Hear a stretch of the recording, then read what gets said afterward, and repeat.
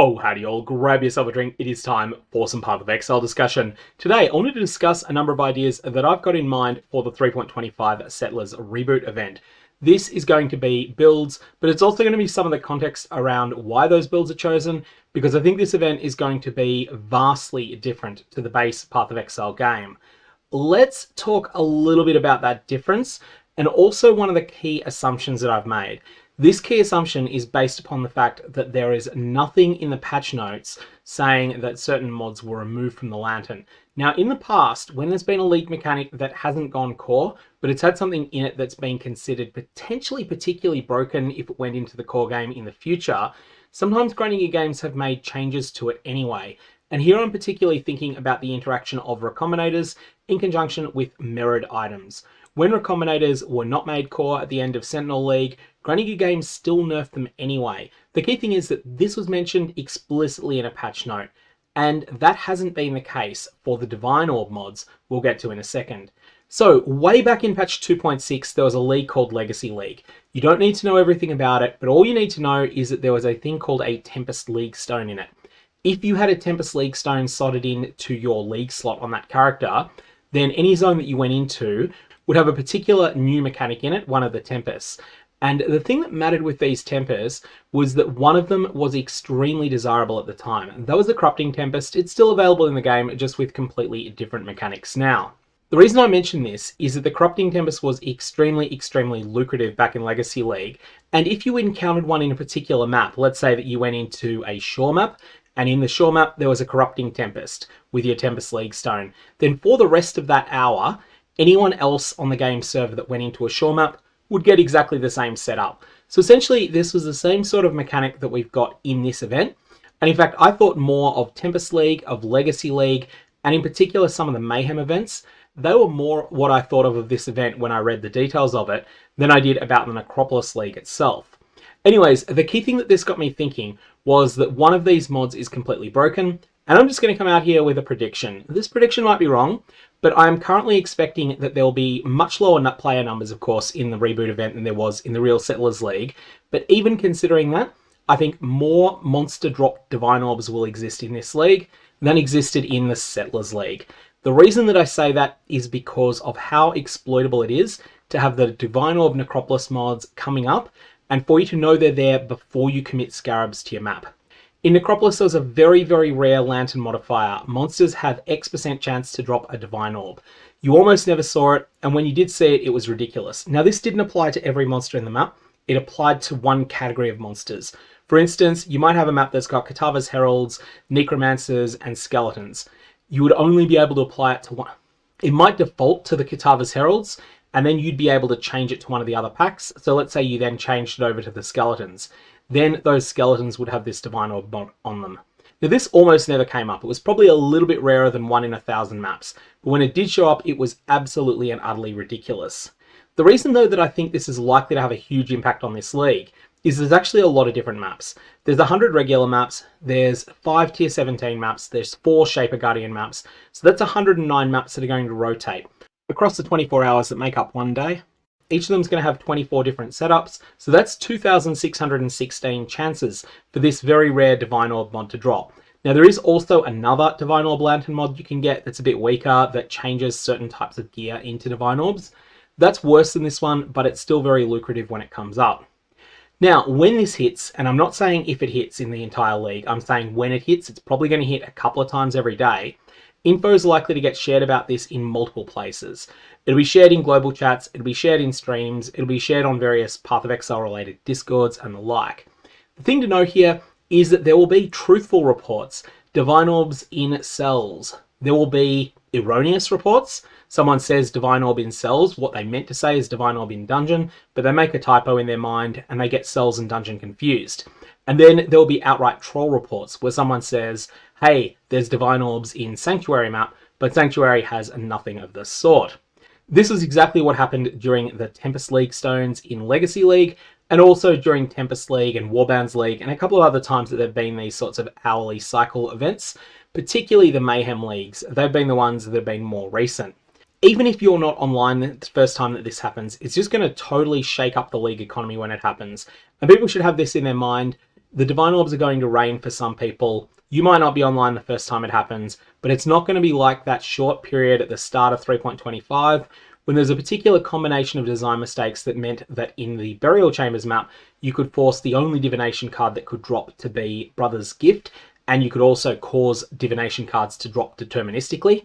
The only valid choice was Brother's Gift, and so every single monster that you killed of certain categories would always drop a Brother's Gift.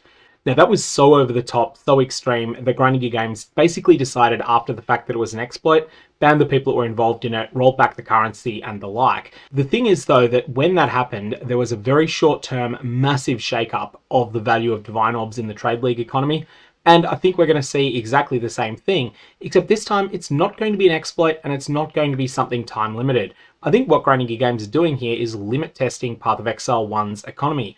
What happens when there's an unbelievable infusion of Divine Orbs? Does the game remain fun to play when there's pretty much unlimited access to meta mods? Well, I think they're trying to find that out here. Now, it's not really clear what will remain valuable once Divines really start to rain down, once you've got massive numbers of people efficiently exploiting this when it happens. I'm expecting the economy to be like Affliction League, maybe even more extreme, where things that aren't available through the Lantern will end up much higher priced against the Divine Orb than usual. Not because things like Tainted Oils or Gold Oils or Silver Oils will necessarily be worth more than they've been in previous leagues, but because Divine Orbs will be worth less. But it won't just be Divine Orbs, because I've talked about the Divine Orb Lantern mod, but there's a Chaos Orb one, there's a Regal Orb one, there's a Gemcutter Prism one, there's a Horizon Orb one, there's a whole bunch of different ones. Importantly, there is also an Exalted Orb one, but it seems to be as rare as a Divine Orb one. So once the Divine Orb Lantern has popped a few times, expect we're going to see a really, really weird economy, one that will be completely unfamiliar. Now when it does hit, and you've verified that it's hit, it's not one of those false alarms either caused by some troll or someone making a mistake, you want to drop everything and optimize your play around the Divine mod. So what do you do if there's no Divine Orb Lantern up? Well, you can go for a Chaos Orb Lantern. They're not very rare, they'll always be up somewhere. Or potentially there's a different currency item. Maybe there's a GCP Lantern you can find out the details of, and you can chase that. Or alternately, maybe you're going to want Horizon Orb Lanterns, because Horizon Orbs are going to be extremely important in this event. So how does the Necropolis Lantern work? It only buffs the drops from native monster types, and this applies both to the version that gives a percentage chance for a monster to drop a Divine Orb, and also to the one that causes the strongest monster in each pack to have a percentage chance for certain items to convert into Divine Orbs. So for instance, Abyss monsters will never be buffed by this mechanic because they're not part of one of these native pack types. Now, the best way that I know of to add extra packs of native monsters to a map is either to force Shrines on the Atlas or Strongboxes on the Atlas. And when I'm talking about the Atlas, I'm talking Scarabs as well. Now, I think those mechanics are going to be unbelievably good in this event. Unbelievably so. And I'm organizing with a bunch of people to do a group push in this. And we're asking every single person in our group to have an Atlas that is dedicated entirely to Shrines and Strongboxes. So this will be one of the 3 Atlases they set up. If they've decided they want to mostly focus on Breach, then now as that there's no Divine Orb Lantern, they'll be on their Breach Atlas, which might be Atlas 3. And then when it turns out there is a Divine Orb Lantern up, then completely shift, focus over onto Atlas 2, which will be the Shrine and Strongbox one. I think it's important to note something though about these mods. They don't scale as much with various map modifiers as other sources of loot do. For instance, if you're considering just your chances of having a raw Mageblood drop in a map, there is a scaling factor that's applied from the amount of pack size, because more monsters you kill, more chances for a Mageblood. There is also a scaling factor with the item quantity on the map, and there's also a scaling factor with the amount of item rarity that you've got on the map. On top of that, you might have some player rarity as well. All of these things essentially multiply together. The Lantern though, it has 2 of these really lucrative mods. There is the percentage chance to get a Divine Orb when you kill a monster. This only scales with pack size. And then there's the one that converts drops from the strongest monster in each pack into Divine Orbs sometimes. This is only going to scale up with increases either in the number of packs or alternately with item quantity. Increasing the number of packs is a job for Strongboxes and for Shrines, whereas increasing the amount of quantity there is something you can do by modifying the map. The thing you'll notice here is that you're only single dipping on the amount of map mods that are on the map.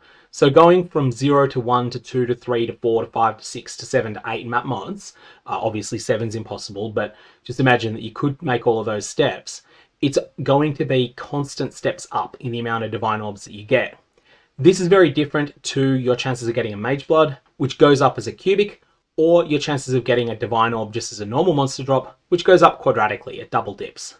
So keep that in mind. You're missing out on triple dipping on map mods, and what this means is that actually there's a point in early in league progression that you can't handle super juice map mods, and at that point you don't want to be trying to do with super juice map mods. I'm not going to be speccing straight into increased effective map mods, because even though that would increase the amount of loot that I'd get from regular monsters, I'm expecting most of the loot to come from these lantern mods instead.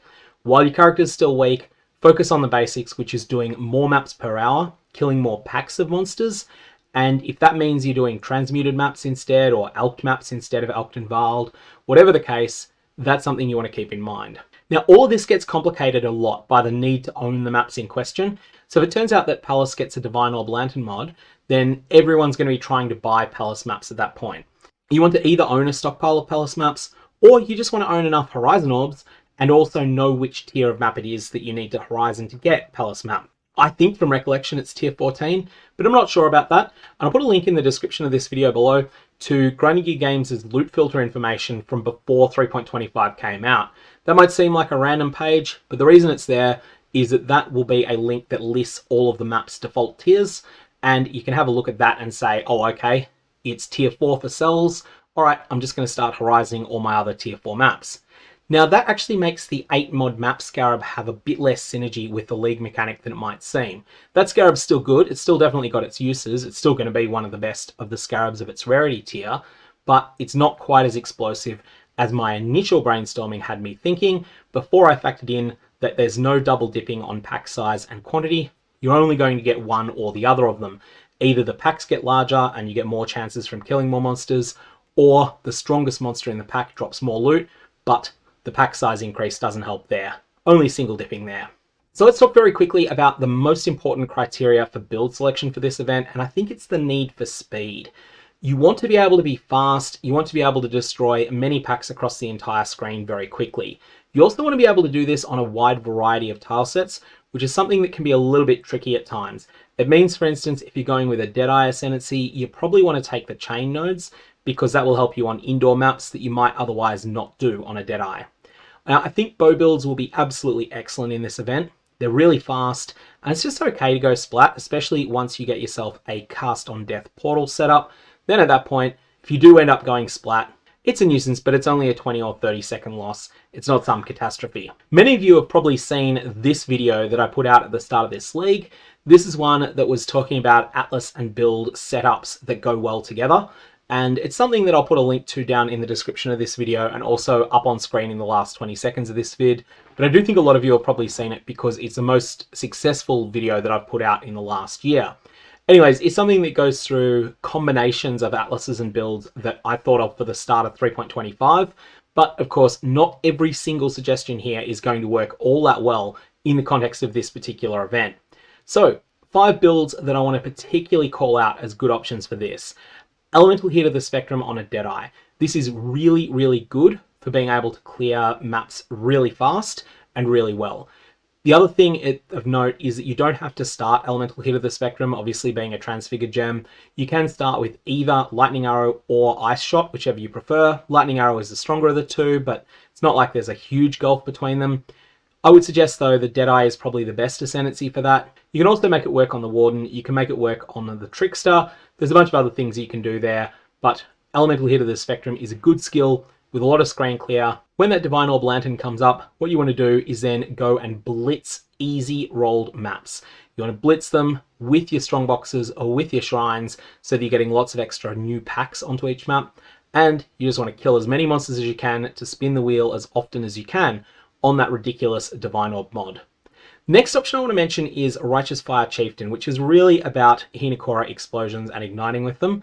This is something with phenomenal clear speed, but it's also something that for a lot of people, it's a bit of a comfort pick. They know the build well, and it's also good at a couple of other types of side content. This is what I'm going to likely play because, one, I know it a bit better and I'm playing with a group that are faster than me, so it's good to have something I've played before. Two, though, it's something that has a really clear plan for when I am not able to do my main game plan of hunting down those Divine Orb Lantern mods. I'm instead going to be doing rod crafting, and I'm also able to pivot into Breach if that becomes appropriate to do. Next after that, we have Lightning Strike on a Trickster. Now, one of the things a Trickster is really good with, it's got a bunch of action speed bonuses on it. It's quite a slippery ascendancy. It's fairly tanky early on, and also a lot of people are going to be playing it. Now, the fact that a lot of people are playing it means there's a bit more competition for gear, but it also means that some of the gear that it's best with is being mass-produced by other people, and that means it will be available. Yeah, those individuals are going to want their cut, and so maybe your first Divine Orb Lantern Necropolis mod is going to go to funding all of their cut that they're going to get. But outstanding gear is going to exist in the league economy for it. Next thing is also a meta build. It's one that's sort of fallen off a little bit in popularity over the last few weeks, but it was really top tier at the start of this league and really still is. Frostblades of Katabasis on the Slayer. This is a build that can be fast, but also simultaneously have a lot of endurance charges, which can help keep it alive, and it can be fairly tanky, although it's not necessarily super tanky just when you get it started. And then finally, there's something that's an all-rounder. The Ice Nova of Frostbolts Archmage Hierophant is something that's not quite as good when it comes to wiping out entire screens of monsters, but it's a little bit better when it comes to doing its own bosses, which is something you're going to need to do. Especially, I think it'll be the best of these options if you do end up with a tier 17 having one of the Lantern mods, which is definitely going to happen at some point during the league. I'm just not going to promise that it'll be on a particular day.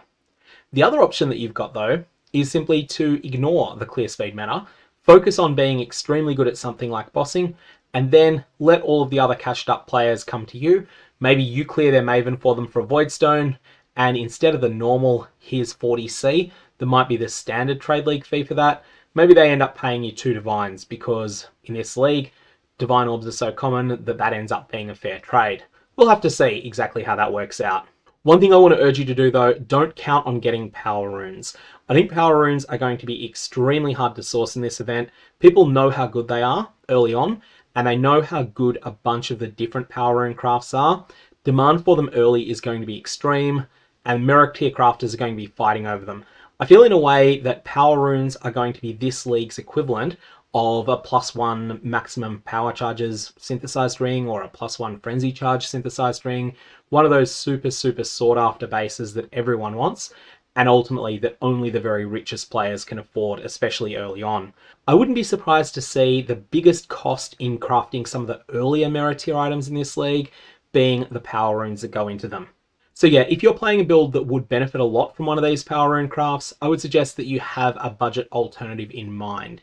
Just like you would with synthesized rings, if you're going with one of those +1 charge rings, you probably also have something in the back of your mind that's like, oh, okay, I really want to end up with a mirrored copy of this particular ring, but until that point, I'm going to use something else like a bad Precursor's Emblem or something along those lines. What about the Atlas component? Everyone should have one Atlas that is dedicated to Shrines and Strongboxes. The rest you can fill up with whatever, but Shrines and Strongboxes will add a whole bunch of native packs onto a map, and that's more opportunities to spin the Necropolis Lantern wheel when you do get one of those Divine mods. So you transition over to this Atlas whenever the Divine Lantern pops up. Then, if you like this Atlas, you can stick with it the rest of the time, but if you don't, you can jump back to something else. Otherwise, I think there's going to be huge demand for Trickster gear, and that's going to push a fair bit of interest towards running Breach. Esh is going to be fantastic to run in this league, and that's because Esh has a phenomenal amulet that pretty much every Ephemeral Edge Trickster build wants, and as a result, that's going to end up being something that's really in hot demand, and it's going to drive a lot of interest in Breach. I also think it's worth saying, though, that all of the other sorts of rules of a trade league apply. It's a fresh start. People are going to want to have a new gear. They don't have anything to start with. And so I'm going to be doing something that's not being directly buffed by this. I'm going to be doing something that doesn't particularly synergize most of the time. I'm going to be doing ROG crafting in a group push, and then potentially supplementing that with recombination later on, provide crafting both for internally within our group and also to trade to other players. Now, this is of course something I'm going to completely drop the instant there's a hint of one of those Divine Orb Lantern mods. Loot that's exclusive to a particular mechanic might be extremely expensive in this league, and again, this is where that Esh amulet comes up, but there's a whole bunch of things like this. Timeless Jewels, for instance, I could see them being much more expensive than normal, even just for the basic Divine Flesh Jewel. Who knows, maybe you'll end up paying 5 or 10 Divines early on for it, because people are focusing on things that are not Legion. Well, if that happens, if you're very good at doing Legion, then Legion becomes one of the most lucrative things you can possibly run until that ends up equalizing over time.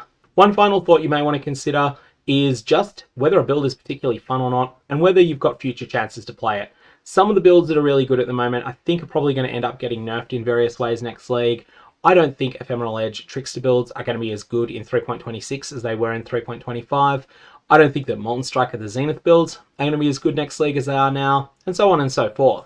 Now, if these builds are not Power Rune dependent, sorry, Molten Striker the Zenith, then this might be a good opportunity to give them a shot. The other thing I'm really looking forward to, though, is just the sheer chaos of seeing potentially the first time that the metamod standard, i.e. the Divine Orbs, holding up the entire Trade League economy, seeing if that collapses under the pressure of just the influx of having 30% of all of the high-level players in the entire event shifting over to mass-producing Divine Orbs as soon as we get a whiff of one of those Divine Orb Lantern mods. If that happens, and if it actually crashes the market of Divine Orbs, this would be pretty unprecedented in Path of Exile.